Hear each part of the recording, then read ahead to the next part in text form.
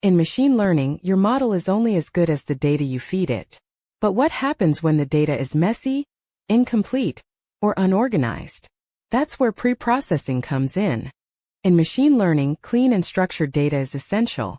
It powers everything from AI predictions to recommendation systems. If your data isn't right, your model will fail. Data preprocessing is the key step before training your machine learning model. It ensures that your data is clean, consistent, and ready for analysis. The first step is cleaning, removing errors and handling missing data. Then comes normalization, scaling the data so it's consistent across all features. Finally, encoding transforms categorical data into a format that your model can understand.